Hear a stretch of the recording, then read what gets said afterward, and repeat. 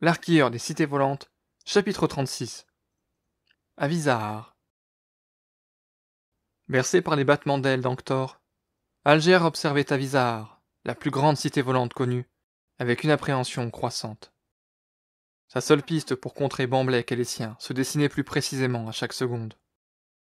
Si ce dédale de rues périssant, si cet assemblage de bâtiments en ruine n'agissait pas tel qu'il l'imaginait, quel autre espoir se présenterait à lui? Combien de temps lui resterait-il? Et quelle considération Alyr aurait-il envers lui? Alger tourna la tête sur sa droite. Le premier arquilleur l'observait, plus convaincu peut-être que lui-même. Dans le musée personnel d'Alyr, avec ce livre ouvert entre les mains et la fameuse illustration sous les yeux, Alger avait émis l'hypothèse que le centre du réseau ainsi formé ne s'apparentait à rien de moins que la cité-mère, le noyau de cette civilisation.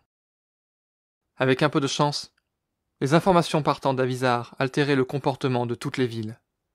Jouer une nouvelle mélodie en ce point névralgique le modifierait aussi partout ailleurs. En ce cas, leur quête serait peut-être plus simple que prévu. Sinon, eh bien, les risques seraient plus grands, le temps d'agir plus long. Probablement trop. Si du moins il leur en restait.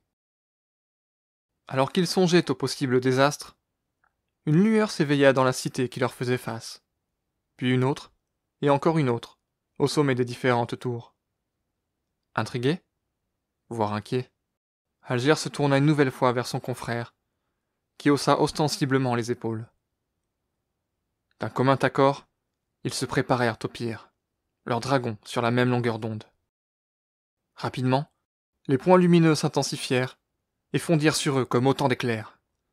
Puisant dans ses réflexes, Anctor vira sur le côté pour esquiver le tir. Alger, surpris par une telle manœuvre, s'écrasa sur la paroi de sa nacelle. Avant qu'il ait pu éprouver toute l'ampleur de la situation, de nouveaux projectiles fusèrent vers les créatures majestueuses. Les ailes qui le portaient battirent vivement pour monter, se faufiler sur la droite, sur la gauche. La réalité s'évapora tout à fait, à l'instant où elles se refermèrent, s'enroulant l'une sur l'autre autour de la cage thoracique du dragon.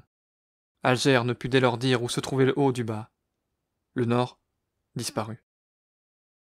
La masse de pierre qui flottait peu avant face à lui se situait désormais à des lieues dans le ciel, ou à quelques centimètres seulement. Seuls des flashs de lumière ponctuaient les manœuvres folles d'Anctor. Le calme revint, aussi brusquement que la violence de l'atterrissage forcé qui le suivit.